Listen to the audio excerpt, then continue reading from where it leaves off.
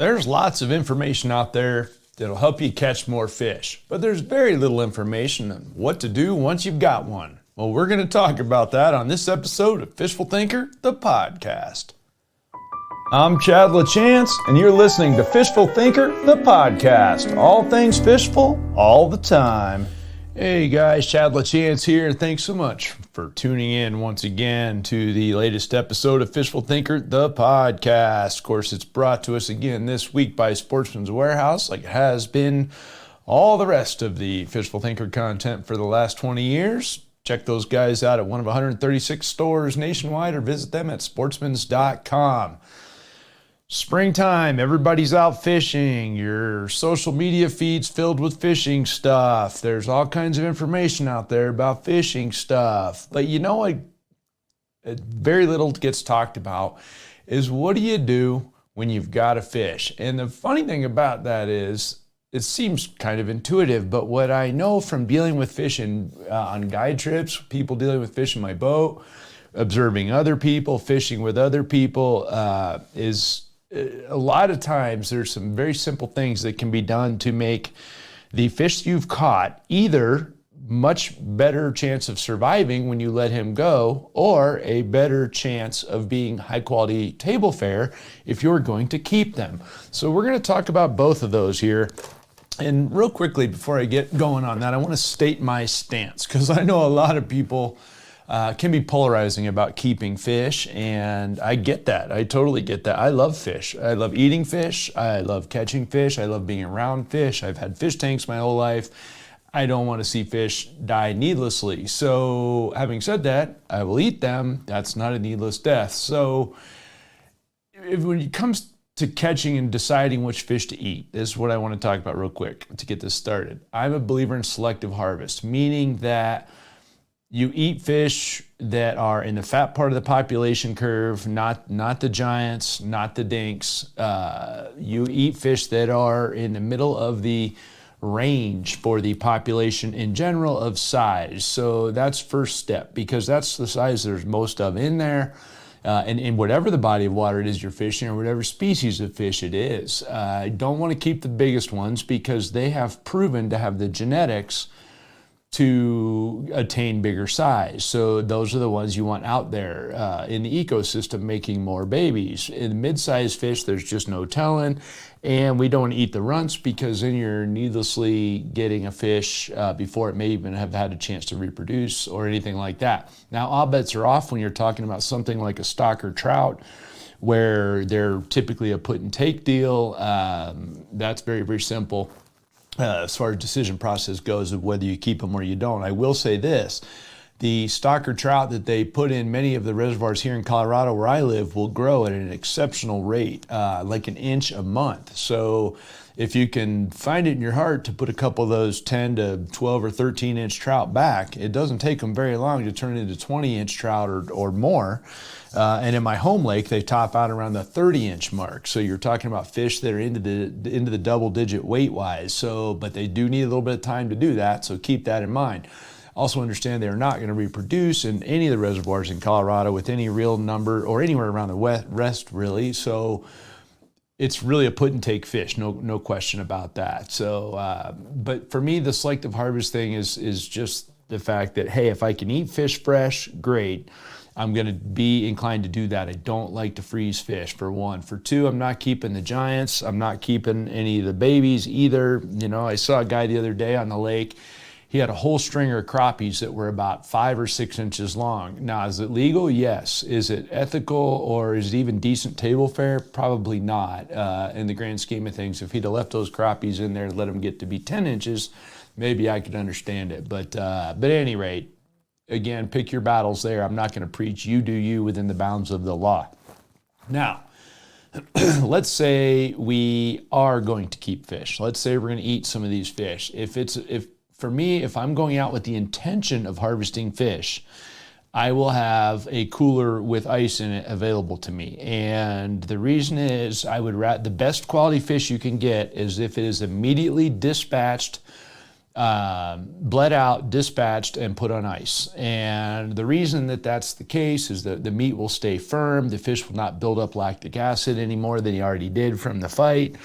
The bleed out process will make for a beautiful clean fillet, I should say, a much less messy fillet process in general. And all we do to do that for a bleed out for a fish is cut the gills out, and fish will bleed out very, very quickly within a span of about 30 seconds if you do that. So, but doing that is the first thing I'm going to do to keep fish, if at all possible, is put them straight on ice immediately. As soon as they're bled out, they go right on ice. And that will make for very, very good quality table fare fish. In lieu of that, next possible choice will be to keep it alive in a live well. I think this is an excellent option as well, and obviously a very common one when you run around in a traditional fishing boat. Also a good option. I'll tell you the truth, I'd still rather, particularly if the water in the reservoir or lake is warm, I would still far rather have ice to put the fish on immediately rather than the live well. And it's intuitive to say, oh, I'll keep the fish alive. Well, that's fine, but he's running around stressing out really hard in warm water, and that's not going to make for an exceptionally good eating fish. So again, even if I have a live well, my inclination would be to plug it so that it doesn't drain lake water, and then fill it with ice and put my fish right in that and go that route if I'm intentionally harvesting fish. If I'm on the bank, again, I'm back to the cooler. Gonna have a cooler with ice in it, and if that's really the best case scenario all the way around, and if not, then a stringer. But here again, if you're in a warm water situation, fish on a stringer are not going to taste very good, and especially if you're talking about something like a trout, a stocker trout that's maybe been in the lake for a few months, hasn't even really flushed all the pellets out of them in the first place. You catch them on a nice warm spring day, and now you've got this fish on a stringer in 70-degree water, 65-degree water, right on the edge of the bank where you're sitting, and that is just not going to be a very tasty trout. By the time you leave him there, he's going to die right away. Then you're going to drive him home, and all his color is going to be faded, and he's going to be all stiff and yucky, and that is not going to taste very good. Best to bet is to get him on ice. So that's that. Also, last thing I'll throw out there with regards to selective harvest, I'm of the opinion that the average size fish of most species taste better than the large fish. The texture of the meat can be better as well, so there is that little detail at times as well. I would rather eat an 18-inch walleye than a 25-inch walleye all day long. That's just me. So let's switch gears quickly and say, we've already got our fish, we've already got them dispatched, we've already got them home. What are we doing next? For me, depending on the type of fish, it's going to be immediately filleted as soon as possible, and then the fillets are going to go back on ice with a mix of water and a little bit of salt. And I'm looking for something around a 5% salt solution, which is roughly, I believe, about 3/4 of a cup or half a cup of salt to a gallon of water. And I want ice water for this, so I'm going to throw my fillets in that. I'm going to let them soak for about 15 or 20 minutes, and then I'm going to pull them out, pat them dry, and move forward with whatever I go from there. Just rinse them off, pat them dry thoroughly, and then cook them, preferably right then. If you can do that, you're going to have an absolutely wonderful fish fillet. Just delicious. If you're going to freeze it, there's a whole bunch of different methods that's highly debatable. I am not the right guy to ask because I very, very rarely freeze fish, and if I do, it's literally for an overnight. And that sounds kind of dumb, but I'll tell you this. If you're not going to eat the fish the day you catch it, let's say you want to eat it the next day or at the very most, or let me rephrase that. You're not going to eat it the day you catch it or the next day. So the day after that, if it's even going to be 2 days in the fridge, I will go ahead and freeze it, because the fish that is frozen as soon as it is filleted will hold better than fish that degrades for 2 days in the refrigerator. So I'll go ahead and give it a quick freeze in individual fillets, and then thaw it when I'm ready to eat it 2 or 3 days later. But I don't put fish in my freezer for a month. I'm not the best guy. Ask Google for that, about the best way to long-term storage of frozen fish. As a kid, we always did it with water in the bag so the fish could not bleed out any moisture. That always seemed to do fine, but I believe it saps some of the flavor out of the fish over time. So there's that. I strongly prefer to eat fish fresh, so I focus on it. If it's something like a trout, some sort of a salmonid that I might eat whole, or any fish for that matter that I'm going to eat whole, which I've been known to do with snappers and a few other fish as well. It's kind of a traditional thing in South Florida to cook whole snappers. They're absolutely delicious. But in that case, I'm going to gut them. And even with a trout, I'm going to try to get as many of the scales off as I can. So the fish will be gutted basically from the vent to the isthmus, which is the part where the gills and the jawline kind of come together. Split it lengthwise, remove all the guts, remove the stuff along the spinal cord of the fish itself, take all the scales off, and then back to there as far as how I'm going to store it. Am I either going to freeze it real quick for a couple days, or am I going to eat it immediately thereafter? In most cases with a trout or a salmon, anything like that, it's going to go straight in the brine. Only this time, if it's a whole fish, it might stay in there for more like 3 hours, 4 hours, and then come right back out. Part of the reason I put the salt in the water in the ice water when I'm going to soak a fish right after I clean them is it will help pull out other blood or any other stuff in the fish, for one. For two, it will firm up the meat just a little bit. It'll get a nice firm texture, which we like. Nobody likes a mushy piece of fish. So ice cold salted water will help firm up the meat quite nicely and kind of tighten up the cells just a little bit. And it will make a difference in how much moisture it retains when you cook it as well. So that's why I do that. So let's switch gears. Let's say that we're not going to keep the fish. Let's say now we're moving on to a different place in life. We're going to let this fish go. Well, now there's a whole bunch of best practices that come into play. And this is something that I'm very passionate about, because I see so many times, particularly with new or younger anglers, excuse me, that fish are mishandled. And I've got a good friend of mine, and he is a fish physiologist. He has a doctorate in fish physiology. He travels around the world talking to universities about fish physiology. The guy knows a thing or two about the inner workings of a fish and what makes them survive and what makes them die. He and I had long talk over a couple of beers about fish physiology and as it pertains to catch and release. And he quoted me a bunch of different studies where fish mortality has been studied upon catch and release, because it's obviously a hot topic with DNR agencies, things like that. And it's something that's been studied by various universities and various other institutions for delayed mortality. What kills fish if they're let go? The number one cause of fish on a delayed mortality is oxygen deprivation. It is basically, long story short, they were fought for too long and held out of the water for too long. Now, fish have very simple nervous systems, and I have a huge pet peeve, and I'm going to throw it out there right now. Whenever a guy tells me, and this happens once a week for me, on a social media post, in person with somebody, whatever, somebody puts fish in the water, fish stutters for a little bit, doesn't want to write, doesn't want to get its act together. Then all of a sudden, with one kick of the tail, fish is gone. And then the angler turns around and with full belief in what they're saying, oh, she swam away strong. That quote right there, she swam away strong. No, she kicked 3 times, went to the bottom, out of sight, and died. And the thing is this. Fish can swim away a lot. I've had fish, I got criticized one time because I had killed a wiper. That fish hadn't been in the water for 20 minutes. He'd been out of the water for a full 20 minutes. I touched him with a fillet knife and he flopped because his central nervous system is what it is. It's very simple.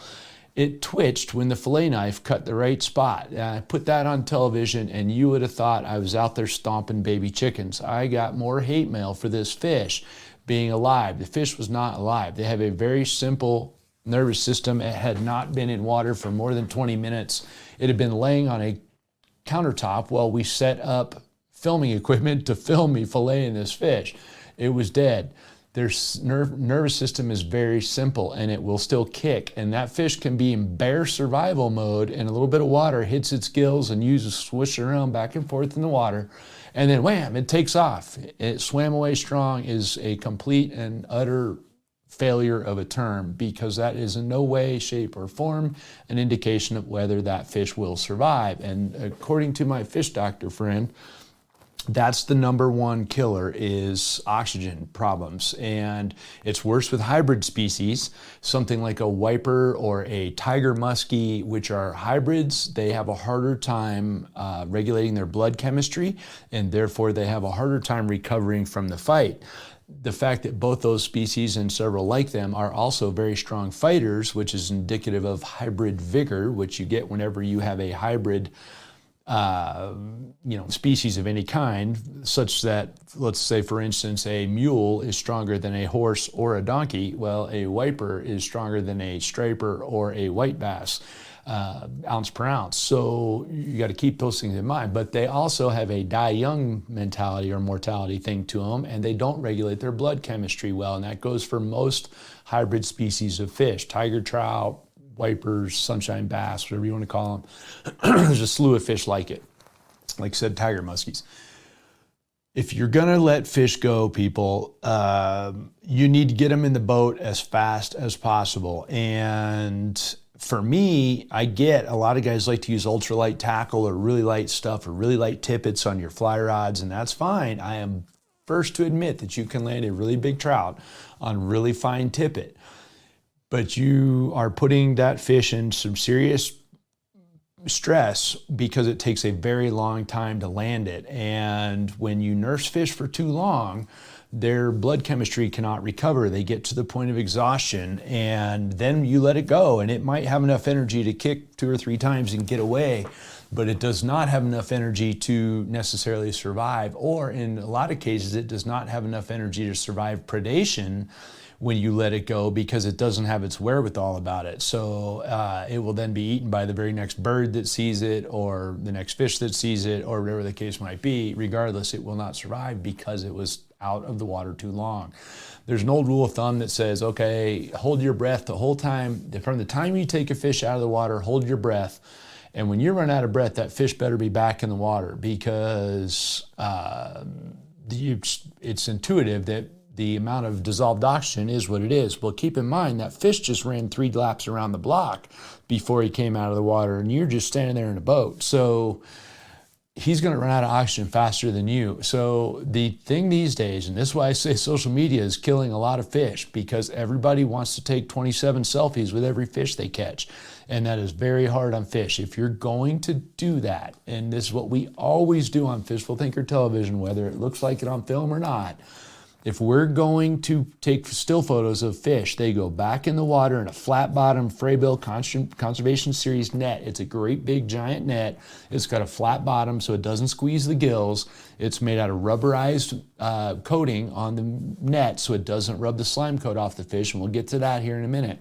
And then they can sit in the water while camera gear's getting ready, boat's getting turned for lighting, whatever it is you got to do.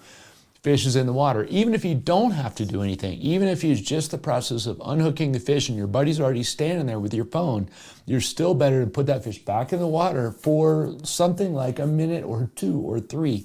In other words, enough time for him to get his breath back. A quick splash in the water so he can get wet for a photo is not going to keep that fish alive. And I'm not trying to be preachy, guys. It's just that I see it every day on the lake, and I really see it with the younger generation. Is that, man, I got to have this picture no matter what. And the pictures become more important than the fish catch, and that's fine if you want to be that. I get it. I understand that. I filmed a TV show for a living for 20 years almost. You definitely need to be easy on the fish, particularly if you're catching very many of them, or if you're the kind of guy that wants pictures of a lot of your fish. I see a guy went out today and he posts and there's pictures of 35 fish that all look the same. It's great. Why'd you have to take all those pictures? That just stressed all those fish out. If you put them in the net and put them back in the water and let them chill for a minute and get their breath until a fish appears to be behaving normally, and then quick pick, and then you can let them go.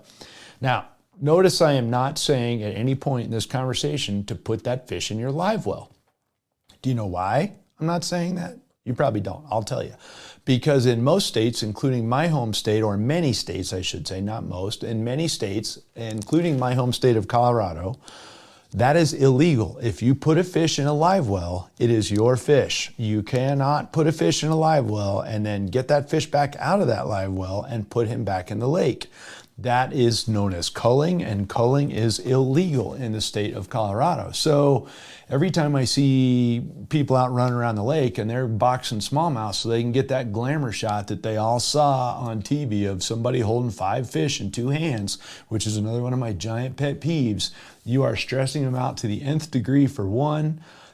You're making them ride around in a live well that they don't need to be in for 2, and for 3, you're breaking the law and then posting it on social media. So I am not an advocate of boxing fish in your live well. The other thing about putting them in your live well is that will stress them out even more than just being back in the lake water because of temperature differences and environmental differences in your live well. So putting them back in the lake or holding them in the lake with their head fully submerged like a bass with my thumb is typically, I'll just lip him and hold him in the water.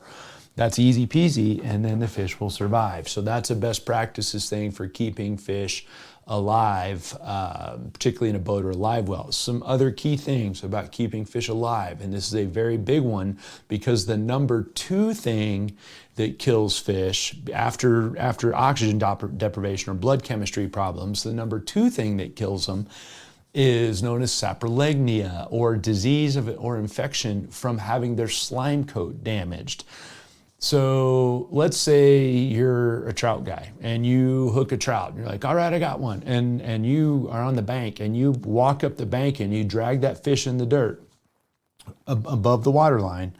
You might as well take them home and eat them, because the chances of that trout surviving are very, very low, because they have a very fine, and this goes for any fish with really small scales. The smaller the scales are, the less durable the fish is, as a general rule, as a very accurate general rule. So that fish is a more highly developed fish and also therefore more fragile fish. Trout being the leaders in this category. If they're drug in the dirt, even one side of them is drug in the dirt, they will develop saprolegnia in a very high percentage of cases, particularly if they're in something like a reservoir where they have somewhat warmer water. They might survive that in 35-degree water, 38-degree water. They definitely will not in 60-degree water. And I see them because of where I live, the prevailing wind blows in right behind my house. And dead trout come in here, or dying trout come in here on a regular basis every Monday and Tuesday. And it's because they were caught on the weekend. They were mishandled. Then by Tuesday, they've got already significant saprolegnia on them and they're swimming around here. Saprolegnia is also known as ick in a fish tank. If you've ever been in a fish tank and you see fish, or a fish tank store and you see fish with this white fuzzy stuff on it, it is an infection that gets on there when they can get through the slime coat on the fish, that slimy stuff. So you have to be careful to protect that. That's why they tell you to wet your hands before you handle trout, because even dry hands can do it to trout. It's why we use rubberized nets instead of nylon nets, because it doesn't rub the slime coat off. It's also why Major League Fishing, which is an organization of competitive bass fishing, has a rule that it is illegal for your fish to touch the carpet of your boat, because when you flop a bass even, which is a very durable fish, in the grand scheme of things, bass are more durable than a lot of other fish.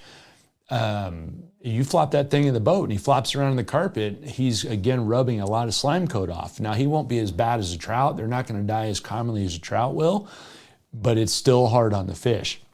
And you can see it if you take one, and I've done this by having fish in fish tanks, like fish store fish. You can see when they're first put back in the water after they've been in a net, like my little cichlids, their slime coat is clearly almost fuzzy and hanging off them every which way. And then 2 days later, because they're in a fish tank and you can treat them, then it goes away, no problem. But in the wild, that's not the case. And the reason it kills some of them, the ick or the saprolegnia doesn't kill all of them. It kills some of them. The reason it kills some of them is it will get in their gills, or it will get in their eyes or their mouth, and that causes them problems, more significant problems. Some fish can beat saprolegnia, but it depends on where they get it. The problem is they get it wherever the slime coat is removed, and we have to handle fish by the head and the face to get the hooks out. So therein lies the problem. So number 1 killer is blood chemistry. So you need to fight your fish as fast as you can, get them to the boat as soon as you can. As soon as they're unhooked, get them back in water so they can do their own thing and get their act together while you get ready for photographs if you're going to do that. And if you're going to take more than just a couple of photographs, back in the water in between them real quick too. Keep those things in mind for oxygen. For number 2, try to protect their slime coat if at all possible. So the less handling, the less time, no chance should they be in the dirt if at all possible. They should not be on the carpet of your boat if possible, and you should use a rubberized nets. Those things will all help protect the slime coat of the fish so that they can be protected from disease, which will kill them in the long run. And then the last thing that kills fish is physical damage. And physical damage is the one that I think everyone likes to point the finger at because it's the obvious one. It's the one we can see happen. It's what happens when a fish is deep hooked and he bleeds real bad. I can tell you that I have had fish recover from significant bleeding that surprised me. I can also tell you that I've had other fish that died immediately with minimal bleeding. And so it depends a little bit on the species there as what you do with a fish that's bleeding. But if you hook a fish in the back of the tongue, kind of where the gill rakers come into the tongue, they're gonna bleed, no doubt. If you damage a gill raker of some sort, they're for sure gonna bleed, and they're gonna bleed badly. So if you've got fish that are deep hooked, your best bet is to reach as far down. Don't ever pull on the line at all. Reach as far down there as you can with your nippers and cut the line off as close to the hook as you can and let the fish go as soon as possible. Most of the time, the hook will come out relatively quickly. They're able to deal with the hook. The physical hook is actually the least common thing that kills them.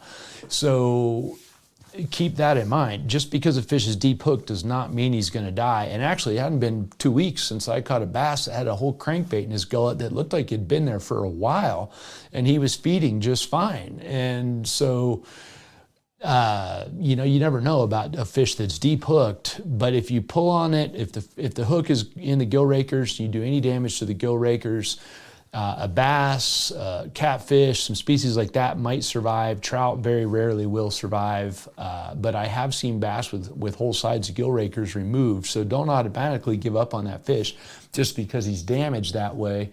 Hold them in the water, let them get their act together as much as they can, and hopefully they can swim off and do their thing.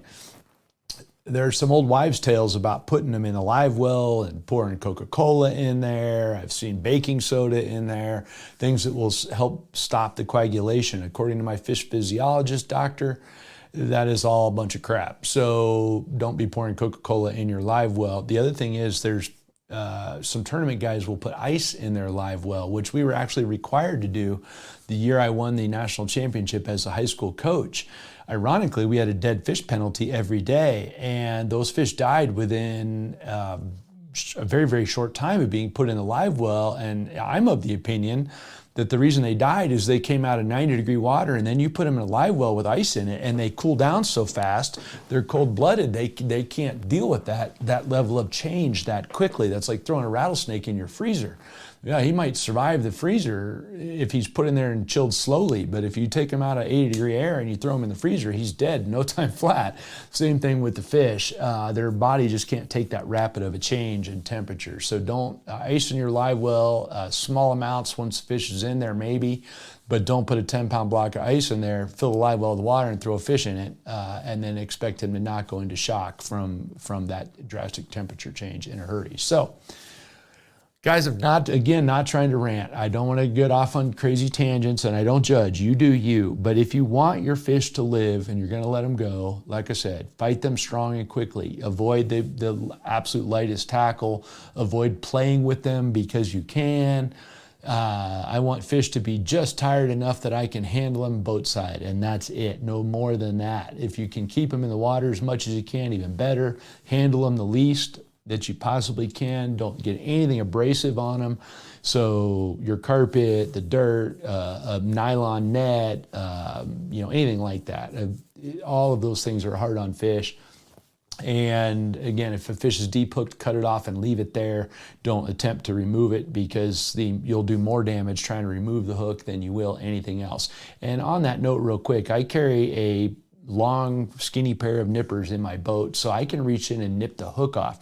So if I've got a crankbait that's way down in there, I'll reach in and nip the hook rather than obviously leave the bait in the whole fish's mouth or whatever. So if you can just snip the hook off right where it's at the skin, you'd be very, very much better off for the fish, and as well as getting your bait back, and hooks are cheap to change. So there's that, guys. If you're going to eat them, keep them cold.